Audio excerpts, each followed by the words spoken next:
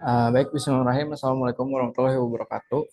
Perkenalkan, nama saya Faris Ilman Syarif dengan NRP 15 2023 135 dan rekan saya. Saya Mary Gabriela Angel Sitorus dengan NRP 15 2023 219. Dengan saya Karen Angelia Pasaribu dengan NRP 15 2023 218. Di sini kami dari kelompok D8 akan menjelaskan tentang proyek kami yang bernama Smart IoT Farming Automation and Monitoring System. Yang pertama, Farming Automation and Monitoring System. Sektor pertanian menghadapi tantangan produktivitas, efisiensi, dan keberlanjutan. Teknologi IoT menawarkan solusi inovatif melalui sistem cerdas berbasis sensor, analitika data, dan kontrol otomatis untuk meningkatkan efisiensi, mengurangi resiko panen gagal, dan mendukung keberlanjutan pertanian modern. Untuk cara kerjanya, pertama, ada pemantauan real time. Sensor IoT memantau kondisi tanaman dan lingkungan secara langsung, seperti menentukan waktu penyiraman untuk menghemat air. Lalu ada optimasi sumber daya. Data sensor membantu pengguna air dan pupuk lebih efisien, mengurangi pemborosan, lalu membuat keputusan lebih baik. Analisis AI dari data sensor memberikan rekomendasi tindakan berdasarkan kondisi tanah dan cuaca. Lalu prediksi masalah. IoT dapat memprediksi dan mencegah serangan hama atau penyakit dengan cara mengurangi resiko kerugian. Selanjutnya akan dijelaskan oleh rekan saya. Baik, di sini ada implementasi. Proyek ini adalah implementasi sistem pertanian pintar berbasis IoT menggunakan ESP32 sebagai microcontroller. Proses utamanya yaitu yang pertama setup, inisialisasi perangkat keras modul RTC dan LCD dengan menampilkan pesan pembuka. Lalu yang kedua ada loop, membaca sensor, memproses data, dan menampilkan hasil di LCD serta serial monitor.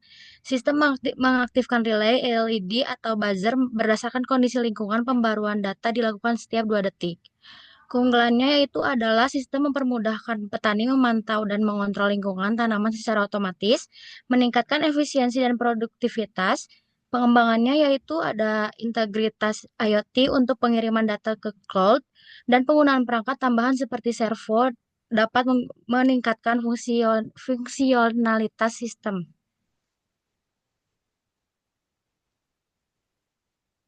Lalu di sini ada simulasi proyek pada Walkwinya.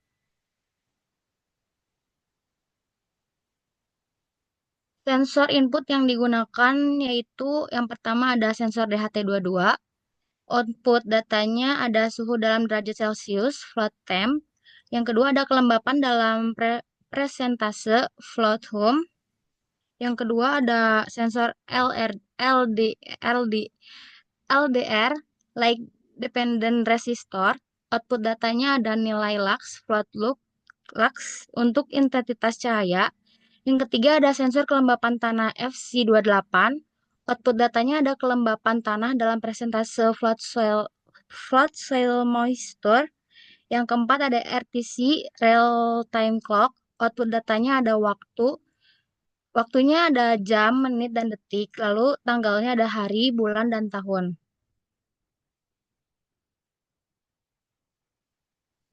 Dan ada sensor output yang digunakan. Yang pertama ada relay. Kondisi outputnya ada high, relay aktif, dan tanaman disiram. Dan juga ada low, relay tidak aktif. Ada logika kontrol. Jika kelembaban tanah soil moisture 66,66%, relay diaktifkan. Yang kedua ada LED.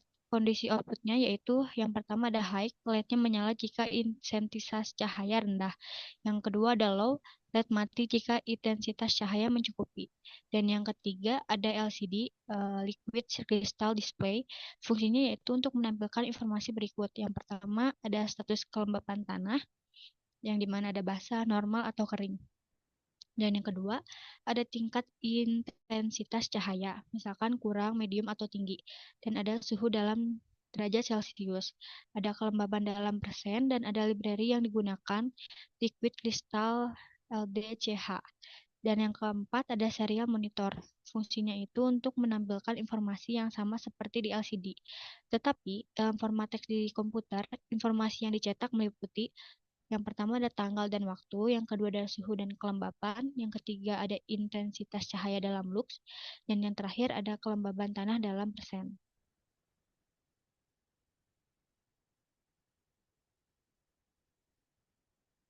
Nah, di sini ada kode programnya.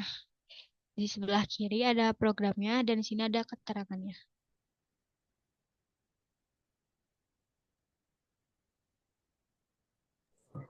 Di sini Baik, juga ada program. eh, jadi untuk yang pertama ini ada eh, deklarasi library apa saja yang akan digunakan. Dan di sini ada kita menggunakan Wi-Fi, PubSub Client, Wire, Liquid Crystal, DHT, ISP Servo, dan RT sebagai library-nya. Lalu di sini kita mendeklarasikan PIN dan inisialisasi sensor. Lalu di sini ada void setup, di mana kita menginisialisasi komunikasi serial dan PIN sensor, lalu menginisialisasikan sensor FC28 untuk kelembaban tanah, terus memeriksa apakah RTC berfungsi, jika tidak akan menampilkan pesan kesalahan, dan menginisialisasi sensor DHT dan LCD, serta menampilkan teks pengantar proyek. Di sini ada perulangan utamanya, yaitu void loop.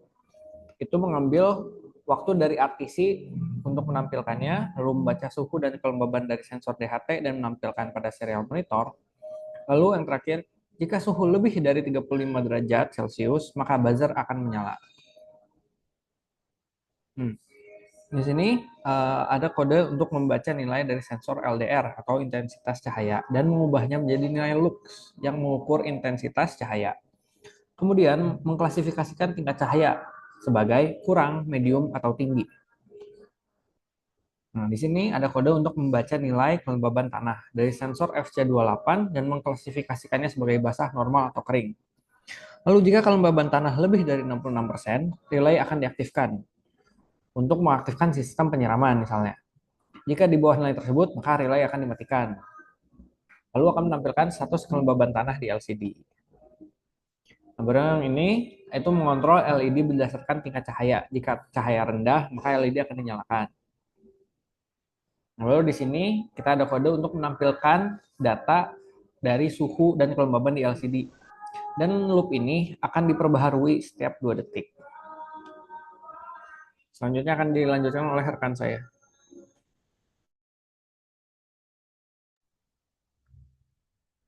Baik, di sini ada hasil program, yaitu kondisi output, buzzer atau suhu udara, ada high, aktif jika suhu udara lebih dari 35 derajat Celcius, low, tidak aktif jika suhu udara kurang dari 35 derajat Celcius. Yang kedua ada relay atau kelembapan tanah, ada high, aktif, air mengalir jika kelembapan tanah lebih dari 66,66%, low, tidak aktif jika kelembapan tanah kurang dari 66,66%. Yang ketiga ada LED, intensitas cahaya. High-nya menyala jika intensitas cahayanya kurang 807 lux. Yang kedua ada low-nya, mati jika intensitas cahaya lebih dari 807 lux.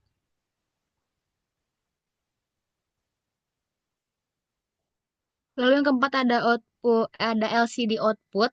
Baris pertamanya kondisi tanah ada basah, normal, kering. Baris keduanya tingkat kecerahan kurang, medium, tinggi. Baris ketiganya suhu udara dalam derajat Celcius. Baris keempat kelembapan udara dalam persen. Lalu yang kelima ada serial monitor output, ada tanggal dan waktu atau RTC, ada suhu udara dalam derajat Celcius. Yang ketiga ada kelembapan udara dalam persen. Yang keempat ada intensitas cahaya dalam lux dan kategorinya. Yang kelima ada kelembapan tanah dalam persen dan kategorinya. Lalu yang keenam ada pembaruan data. Ada data diperbarui setiap 2 detik.